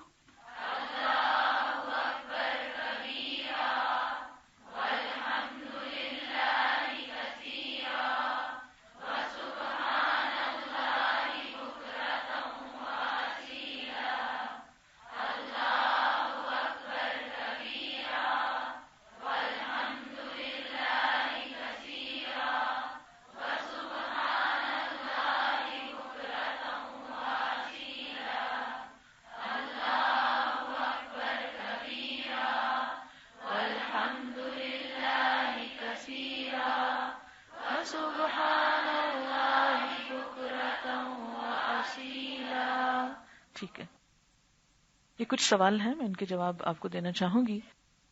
سوال ہے، یہاں اور سعودی عرب میں عید کا ایک دن کا فرق ہے. یہاں 9 ذی الحج کا روزہ کب ہے؟ کیا ہم روزہ رکھیں؟ ان کا سوال یہ ہے کہ سعودی عرب میں آج حج ہو رہا ہے، جبکہ ہمارا حج کا دن کل بنتا ہے. ہم عرفہ کا روزہ کب رکھیں؟ جیسے رمضان میں ہم روزہ اپنی تاریخ کے اعتبار سے رکھتے ہیں، اسی طرح ذی الحج کا روزہ بھی اپنے ہی کیلنڈر کے اعتبار سے رکھیں گے، یعنی 9 ذی الحج کو. یہ الگ بات ہے کہ آپ صرف ایک روزہ رکھنے کی بجائے 2 روزے رکھ لیں، اور ایک جس دن وہاں پر حج ہوتا ہے اس دن کا روزہ رکھ لیں، کیونکہ جو یوم عرفہ ہے یہ ایک بہت بہترین دن ہے. پورے سال میں سب سے زیادہ بخشش اس دن لوگوں کی ہوتی ہے. شیطان چیختا چلاتا ہے، اپنے سر پہ مٹی پھینکتا ہے اور شور مچاتا ہے کہ میں نے ایک انسان کو اتنے سال بہکایا، بھٹکایا، گمراہ کیا، اور اب وہ توبہ کر کے حج کر کے بالکل گناہوں سے پاک ہو گیا. تو بہت سے لوگ اس کے شکنجے سے باہر آ جاتے ہیں، اس لیے وہ بہت روتا ہے. تو چونکہ آج کا دن حج کا دن ہے اور بہت پسندیدہ دن ہے، آج بہت سے لوگ جہنم سے رہائی پائیں گے، اور اس سے زیادہ خوشی کی بات اور کون سی ہے. اس لیے خصوصی طور پر جب انشاءاللہ حج کا خطبہ آئے گا، اس وقت آپ ظہر کی نماز کے ساتھ خصوصی دعائیں مانگیں. شام تک دعائیں مانگ سکتے ہیں، گھر جاتے ہوئے راستے میں مانگیں، الگ سے بیٹھ کے کسی وقت مانگ لیں، لیکن دعاؤں کا خاص اہتمام کریں، کیونکہ اس دن دعاؤں کی قبولیت وہاں پر ہوتی ہے. تو وہ رب اگر وہاں رحمت کی نظر کر سکتا ہے تو ہم پر بھی کر سکتا ہے. یہ سوال بھی اسی طرح کا ہے کہ بعض لوگوں نے آج روزہ رکھا ہے، حالانکہ آج یہاں تو 8 ذی الحج ہے، کیا یہ درست ہے؟ اگر وہاں کی نسبت کے اعتبار سے رکھ لیا ہے اور ایک کے بجائے 2 روزے بھی رکھ لیے جائیں تو کوئی حرج نہیں ہے، انشاءاللہ ثواب ہے اس میں بھی. لیکن اگر کوئی 2 نہیں رکھ سکتا اور ایک ہی رکھنا چاہتا ہے تو پھر اپنے کیلنڈر کے اعتبار سے رکھے. کیا قربانی کی کھالیں بیچنا درست ہے؟ نہیں، قربانی کی کھال بھی صدقہ کی جاتی ہے، بیچ نہیں سکتے. اگر بیچی ہے تو اس پیسے کو صدقہ کر دیں. دوران حج بہت زیادہ رش قربانی کرنے کے لیے ہوتا ہے، اور اکثر وہ جانور ذبح کر کے اس کو وہیں پھینکتے جاتے ہیں. اگر کوئی حاجی یہ سوچے کہ اس طرح جانور ذبح کر کے پھینکنا ضائع کرنا ہے، اس خیال سے پیسہ دینا، قربانی نہ کرنا کیا درست ہے؟ نہیں، درست نہیں. اس لیے کہ یہ تو ہماری امت کو سہولت ملی کہ قربانی کا گوشت کھایا جائے، ورنہ پہلی امتوں کے لیے کیا تھا کہ وہ بس قربانی کر دیتے تھے اور آسمان سے ایک آگ آتی اور وہ اس قربانی کو بھسم کر جاتی تھی. جیسے پہلی امتوں کے لیے مال غنیمت حلال نہیں تھا تو وہ قربانی بھی بس کر ڈالتے تھے. وہاں پر یہ یاد رکھیں کہ آج کل وہ ضائع نہیں ہوتی، ایسے انتظامات موجود ہیں کہ فوری طور پر اس کو جہازوں میں ڈال کر ان علاقوں کی طرف لے جایا جاتا ہے جہاں ضرورت مند اور بھوکے لوگ موجود ہیں. اسپیشل پلینز چارٹر کیے جاتے ہیں اور بہت سے لوگ وہاں سے ذبح کر کے لے بھی جاتے ہیں گھروں کو.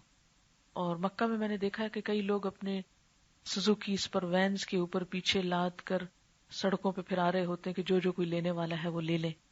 تو اب بہت اویئرنیس ہے اور ضائع نہیں ہوتا، اس لیے فکر نہ کرے. اور اگر ہو بھی تو ریچول اسی طرح ادا ہوگا کہ وہیں پر قربانی کی جائے، کیونکہ حج کے ساتھ قربانی لازم ہے، حج کا ایک حصہ ہے، قرآن پاک میں اس کا حکم آتا ہے۔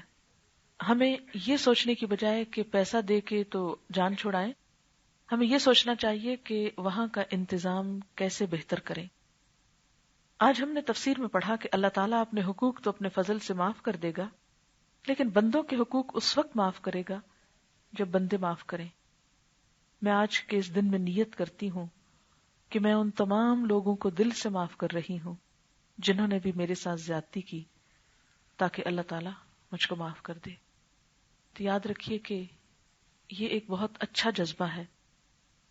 ایک بزرگ کے بارے میں آتا ہے کہ انہوں نے سوچا کہ میں سب سے بہترین چیز کون سی ہے جس کو صدقہ کر سکتا ہوں، تو انہوں نے دیکھا کہ مجھے اپنی عزت بڑی پیاری۔ ہم بھی کہتے ہیں نا، ہم بڑے سینسیٹیو ہیں، کوئی بس چھوٹی سی بات کہہ دے تو ہم کو تو دنوں نہیں بھولتی، اور ہم فلاں شخص کو تو معاف کر ہی نہیں سکتے اس لیے کہ اس نے ہمارے ساتھ بڑی زیادتی کی، ہم تو اس کی شکل نہیں دیکھنا چاہتے اب۔ لیکن انہوں نے کہا کہ تصدقت بعرضی، تصدقت بعرضی، میں اپنی عزت صدقہ کرتا ہوں کہ جس کسی نے میری توہین کی ہے، کوئی یا مجھے برا بلا کہا ہے اور میرے دل میں اس کی تکلیف، میں ان سب کو معاف کرتا ہوں تاکہ اللہ تعالیٰ مجھ کو معاف کر دے۔ آپ دیکھیے کہ قربانی بھی دراصل ہم کو کیا سکھاتی ہے کہ ہم وہ چیزیں قربان کر سکیں کہ جنہوں نے ہمارا جینا دوبھر کیا ہوا ہے۔ اور وہ کون سی چیزیں ہیں؟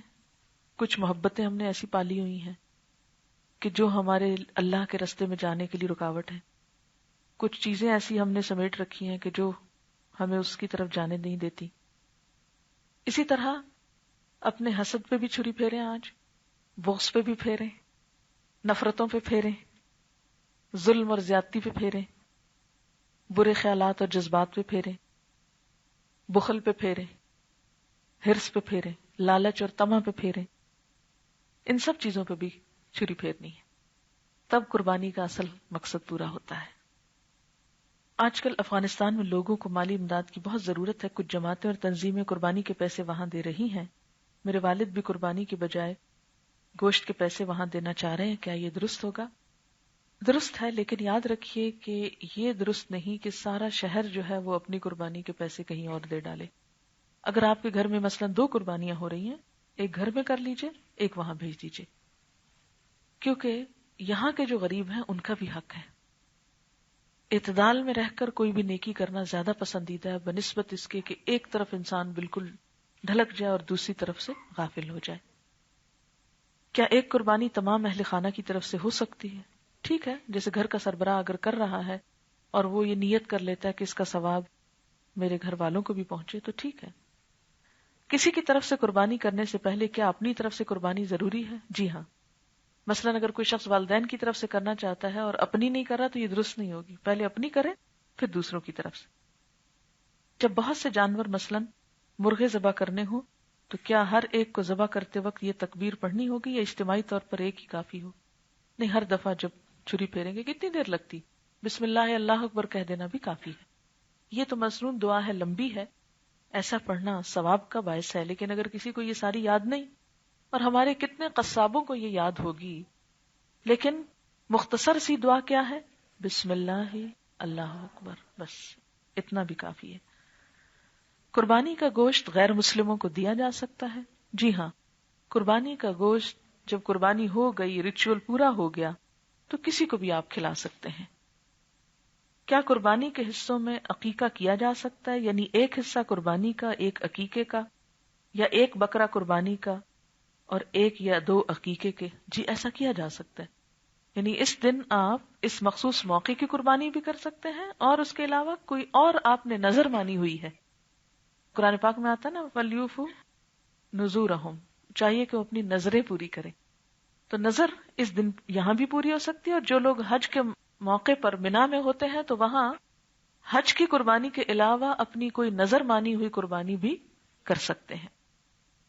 حائضہ عورت نبی صلی اللہ علیہ وسلم کی سنت جو روزہ رکھنا آدھے دن کی قربانی کے گوشت سے کھولے کیا رکھ سکتی ہے؟ یہ روزہ رکھا نہیں جاتا، یہ روزہ بس یہ ہے کہ صبح آپ اٹھے ہیں تو کچھ کھائیں پیے نہیں، اور عید کی نماز پڑھ کے کھا پی لیں، اگر کچھ خواتین ایسی ہیں کہ جن کو نماز نہیں پڑھنا تو وہ بھی کچھ نہ کھائیں پیئیں، جب نماز پڑھنے کے بعد دوسرے لوگ لوٹے تو وہ کھانے لگے تو ساتھ شریک ہو جائے. اور ویسے آپ کو یاد ہوگا کہ آپ صلی اللہ علیہ وسلم نے ان خواتین کو بھی عیدگاہ جانے کے لیے کہا ہے جن کو نماز نہ پڑھنا ہو. تو جب یہ بات آپ نے فرمائی تو کسی نے آپ سے سوال کیا کہ ایسی خواتین بھی جائیں گی، انہیں تو نماز نہیں پڑھنا، وہ کیا کرنے جائیں گی؟ تو آپ نے فرمایا کہ وہ مسلمانوں کی دعا میں شریک ہوں، یعنی اجتماعی دعا جو ہوتی ہے اس میں شریک ہوں، اور مسلمانوں کی بڑائی دیکھیں اور ایک بڑا منظر جو ہوتا ہے اس روز اس کو ملاحظہ کریں. کیونکہ واقعی گھر میں اگر سوئے پڑے رہیں تو عید کا لطف ہی نہیں آتا. اگر آپ صبح صبح تیار ہوں، پاک صاف ہوں، گھر سے نکلیں، تکبیریں پڑھیں اور لوگوں کو ملیں اور پھر واپس پلٹیں، تو وہ ایک جو خوشی ہے وہ صبح ہی صبح آپ کو نصیب ہو جاتی ہے. ایک حدیث میں نے پڑھی کہ معرف الحدیث میں کہ نبی صلی اللہ علیہ وسلم نے پھول کا تحفہ پسند فرمایا، تو کیا ویلنٹائنز ڈے کے علاوہ نارملی پھول کا تحفہ دیا جا سکتا ہے؟ مجھے پھول پسند ہے، اپنی پسندیدہ چیز دوسروں کو دینا باعث ثواب ہوتا ہے. اس میں اعتدال برتیے. آپ پھول کا تحفہ دے سکتے ہیں. میری گزشتہ گفتگو کا مطلب یہ نہیں کہ آپ بالکل ہی پھولوں کو ہاتھ نہ لگائیں اور نہ دیں. اس میں اعتدال برتیں. یہ نہیں کہ کئی 100 روپے آپ پھولوں پہ خرچ کر دیں صرف شوق پورا کرنے کے لیے اور اپنا بجٹ خراب کر لیں. یا یہ ہے کہ دوسرے شخص کو کھانے کی ضرورت ہے اور آپ اس کو پھول دے رہے ہیں تو بہتر ہے اس کی بجائے اس کو فروٹ پیش کر دیں. فروٹ بھی تو خوبصورت رنگوں کے ہو سکتے ہیں، خوبصورت سجاوٹ کے ہو سکتے ہیں اور کسی کے کام بھی آ سکتے ہیں. لیکن یہ کہ ایک لمٹ کے اندر وہ لینا اور دینا پسندیدہ چیز ہے، اس میں منع نہیں کیا گیا. قربانی ہوتے ہوئے یعنی جس وقت قربانی کی جا رہی، کیا اس کو دیکھنے سے ثواب ملتا ہے؟ ایسا صرف دیکھنے کی تو کوئی بات نہیں ہے، لیکن اگر اس دیکھنے سے آپ کے دل میں اچھے جذبات آتے ہیں، اچھے خیالات آتے ہیں، آپ ساتھ اپنے حسد بغض پر بھی چھری پھیر رہے ہوتے ہیں دماغ میں، دل میں، تو وہ انشاءاللہ ثواب ہوگا اس کا. اور دوسری بات یہ ہے کہ قربانی ہوتے ہوئے دیکھنا واقعی ایک معنی رکھتا ہے. ہو نہیں سکتا کہ وہ آپ دیکھیں اور آپ کے دل کی حالت نہ بدلے، وہ ضرور بدلتی. اس لیے مفید ہوتا ہے. میں تو اہتمام سے دیکھتی ہوں. اور خاص طور پر جہاد کا سبق بھی اس سے ملتا ہے. یعنی ایک ٹریننگ ہوتی ہے جہاد کے لیے کہ اگر جانور اللہ کی راہ میں قربان کر رہے، ان کا خون بہا رہے ہو، تو کسی وقت تمہیں اگر اپنا خون بہانا پڑا یا اپنے بچوں کو جہاد میں بھیجنا پڑا تو کیا بھیجو گے؟ بہاؤ گے یہ خون؟ تو اس کا تجربہ ہوتا ہے یہ. ان مخصوص دنوں کے لیے میری نیت نہ غرض کسی سے نہ واسطہ، مجھے کام اپنے ہی کام سے، تیرے ذکر سے، تیری فکر سے، تیری یاد سے، تیرے نام سے. نہیں، اتنا بھی نہ کٹیں دوسروں سے. اسلام ایک اجتماعیت پسند دین ہے.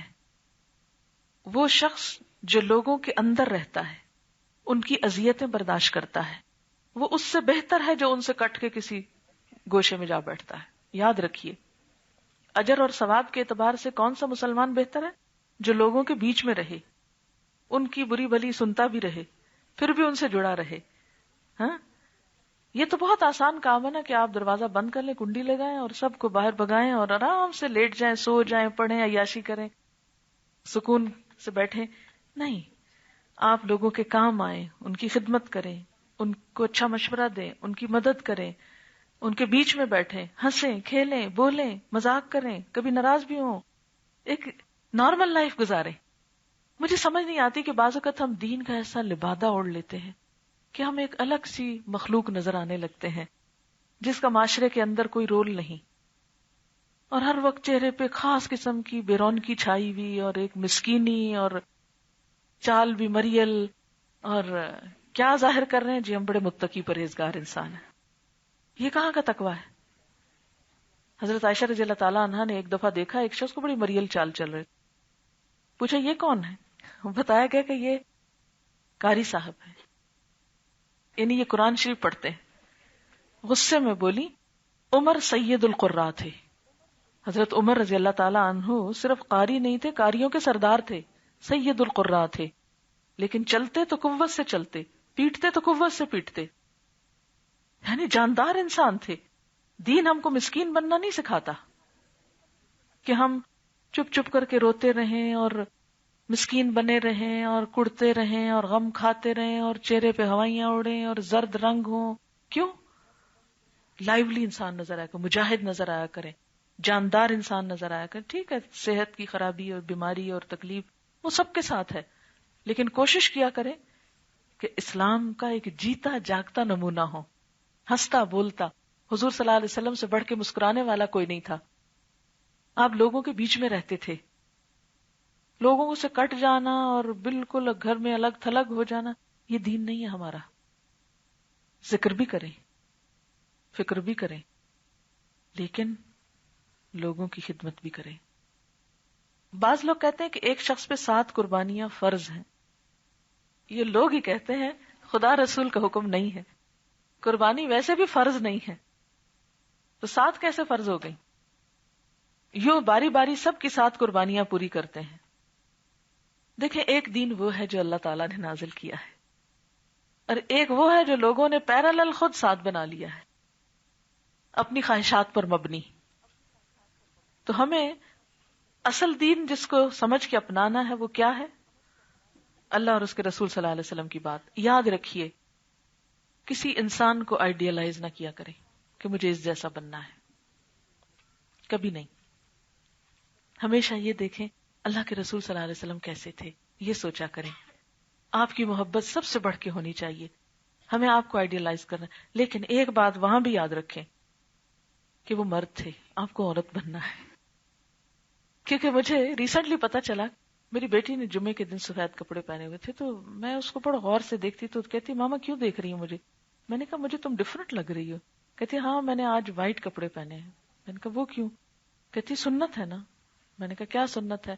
کہ حضور صلی اللہ علیہ وسلم کو سفید کپڑے بہت پسند تھے اور جمعے کا دن ہے تو میں بھی آج نہا کر سفید کپڑے پہنی ہوں. میں نے کہا اچھا کیا ہے، اچھے لگ رہے ہیں، لیکن یاد رکھو کہ سنت میں نسوانیت کو نہیں کھونا، سنت کے اتباع میں اپنی نسوانیت کو نہیں کھونا.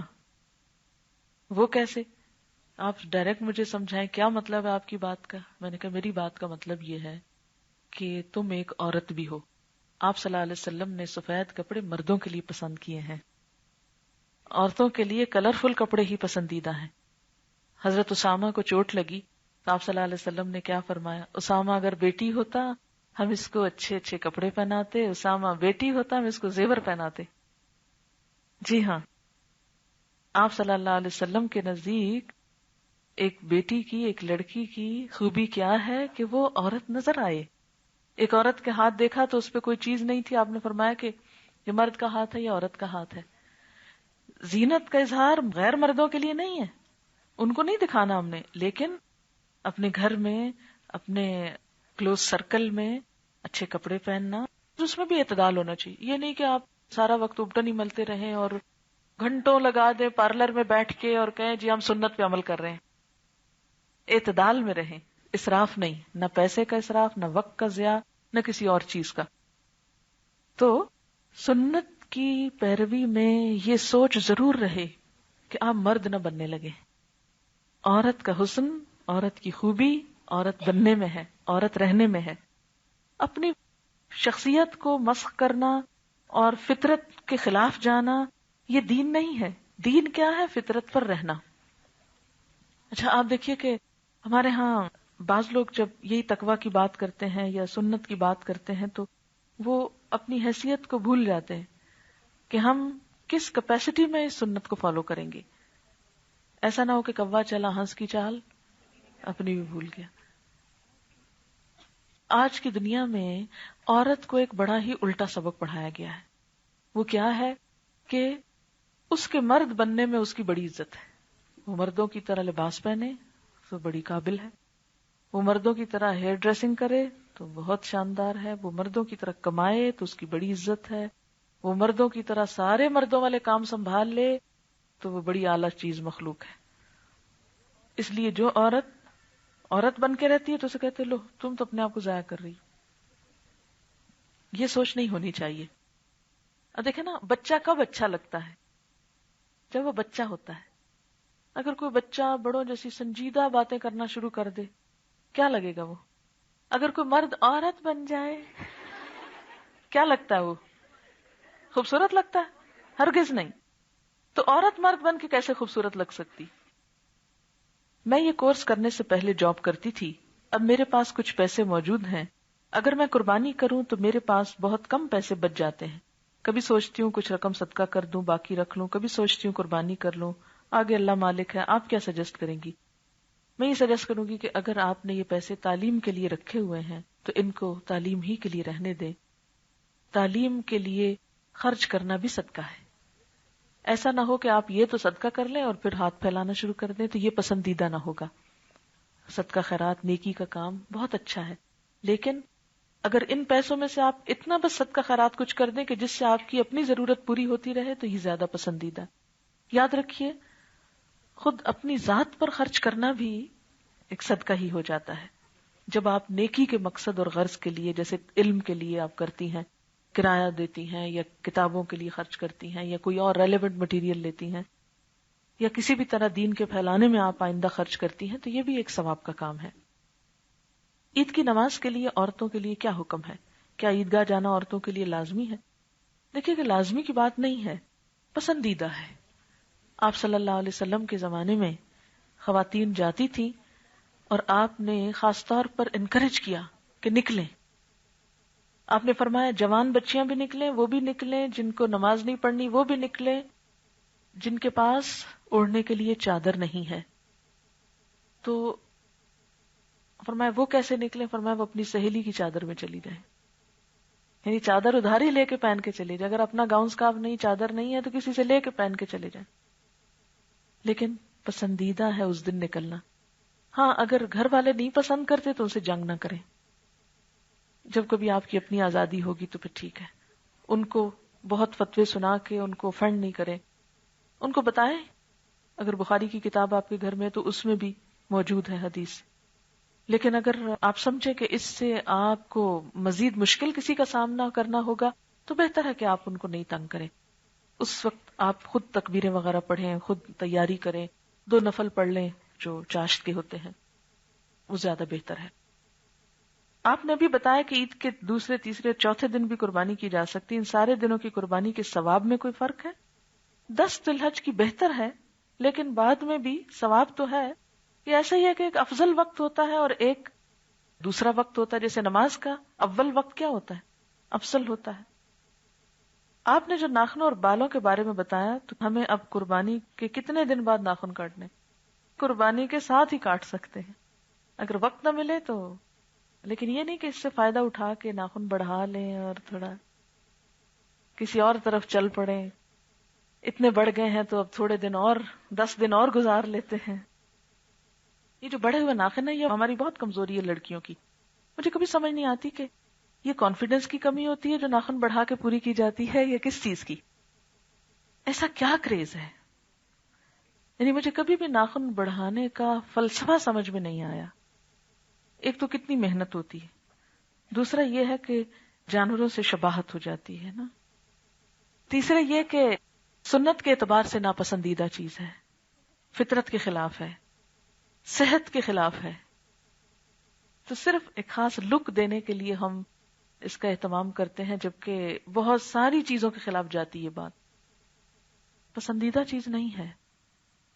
ہمارے یہاں ہر خوشی کے موقع پر اظہار کیا جاتا ہے خوشی کا ناخن بڑھا کر۔ یہ شخصیت کا ایک حصہ ہے، آپ کو پتا ہے؟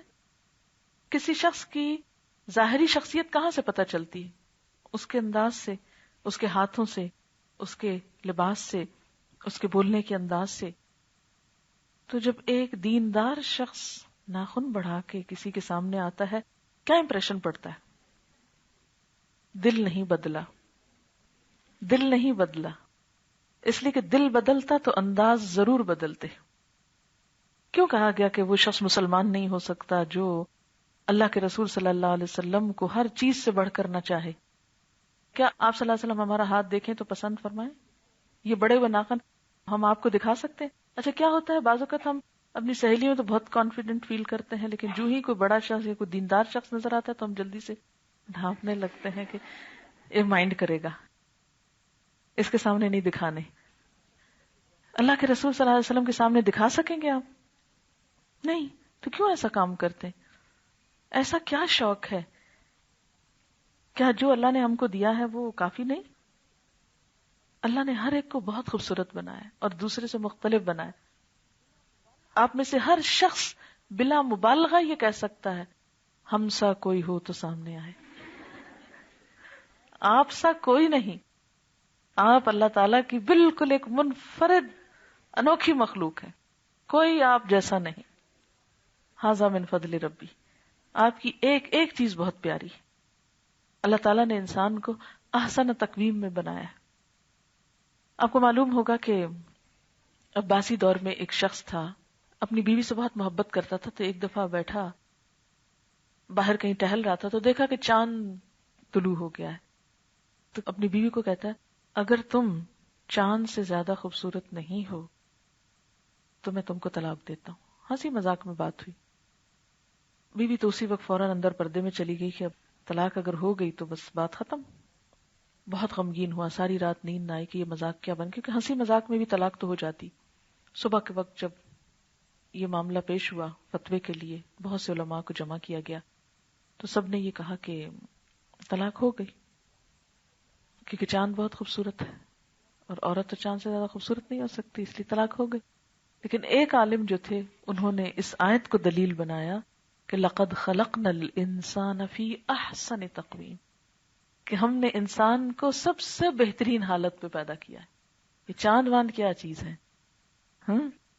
انسان زیادہ خوبصورت ہے, لہذا اس کی بیوی چاند سے زیادہ خوبصورت ہے اور طلاق نہیں ہوئی. تو آپ میں سے ہر ایک کو جو اللہ نے دیا ہے وہ بہت پیارا ہے, اور کبھی شکل کی وجہ سے احساس کمتری کا شکار نہ ہو, کبھی بھی. اور آپ کو پتہ ہے شکل اور یہ حلیہ حال اس وقت سیکنڈری ہوتا ہے جب انسان کے پاس کچھ اور گٹس ہوتے ہیں. جو لوگ کچھ اور قابلیت پیدا نہیں کر سکتے وہ اپنی اہمیت صرف اپنی شکل و صورت کے ذریعے جتانا چاہتے ہیں. اسی لیے ہمارے معاشرے میں سب سے زیادہ زور کس پہ دیا جاتا ہے؟ شکل و صورت پہ, کپڑوں پہ. کتنا پیسے لگاتے ہیں نا, کھانے کو ہے یا نہیں, کپڑے زیادہ بنانے. تو اپنے اندر کو اتنا سجائیے کہ اس کی چمک چہروں پہ آ جائے, اور پھر بالکل وقت زیادہ نہیں لگے گا اپنے آپ کو باہر سے بنانے پر. بہت میک اپ میں سجا ہوا انسان بالکل ایک مصنوعی سا لگتا ہے نا, اس کی مسکراہٹ بھی مصنوعی ہو جاتی ہے, اور انسان اس سے ایک ڈسٹینس پہ آ جاتا ہے, قریب نہیں آ سکتا اس سے, کیونکہ نیچرل نہیں رہتا نا, مصنوعی ہو جاتا ہے. لیکن ایک حد کے اندر جو میک اپ ہوتا ہے, تھوڑا بہت رنگ لگا لینا, اس سے کیا ہوتا ہے کہ وہ نکھار بس آ جاتا ہے. یاد رکھیے اپنے میں نکھار تو پیدا کریں, بالوں کی صفائی سے, اپنے دانتوں کی صفائی سے, اپنے سکن کی موئسچرائز کرنے سے, لیکن اس کے اوپر مزید اس رنگ کو بدلنے کی کوشش نہ کریں, اور ایسی چیزیں نہ لگائیں کہ جس سے آپ کا اصلی رنگ بدلے. ایک تو یہ کہ پیسے کا بہت ضیاع ہوتا ہے, اور دوسرا یہ ہے کہ آپ جب نکلی ہو جاتے ہیں تو پھر نکلی ہو جاتے ہیں, اصل حسن نہیں چمکتا اس میں. اصل حسن چمکانے کی کوشش کریں, اور اس کے لیے باہر نہیں اندر کی طرف توجہ دیں, تو انشاءاللہ آپ دیکھیں گے کہ آپ بہت پرکشش ہو جائیں گے. میرے والد پہ بہت سا قرض ہے, ہماری استطاعت نہیں کہ ہم قربانی کریں. نہیں, استطاعت تو نہ کریں, کیونکہ حدیث میں کیا آتا ہے کہ جس میں وسعت ہو, استطاعت ہو, اور پھر قربانی نہ کرے وہ ہماری عیدگاہ کے قریب نہ آئے. من وجد سعۃ ولم یضح فلا یقربن مصلانا.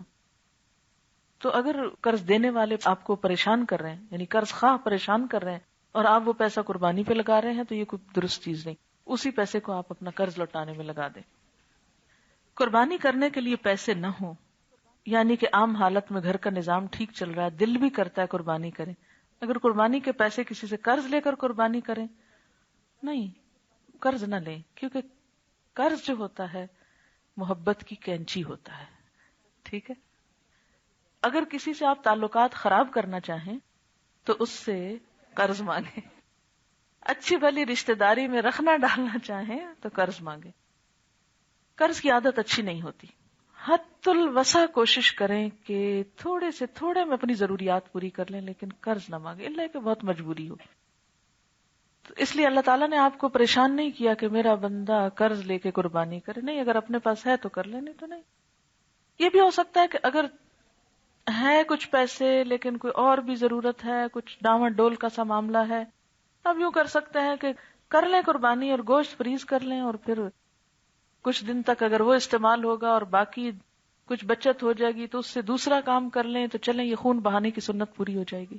یہ ایک طریقہ ہو سکتا ہے، کیونکہ سارا گوشت خود استعمال ہو سکتا ہے نا، اس لیے ثواب کے لیے ذبح کر لیں اور گوشت کھا لیں. حضرت اسماعیل علیہ السلام والدین کی فرما برداری کی عظیم مثال تھے. یہ فیضان نظر تھا کہ مکتب کی کرامت. کس نے سکھائے اسماعیل کو آداب فرزندی؟ کس نے سکھائے تھے پتہ ہے آپ کو؟ اللہ تعالیٰ تو سکھاتا ہی ہے. سبب کون بنا تھا؟ ماں، عورت، ماں.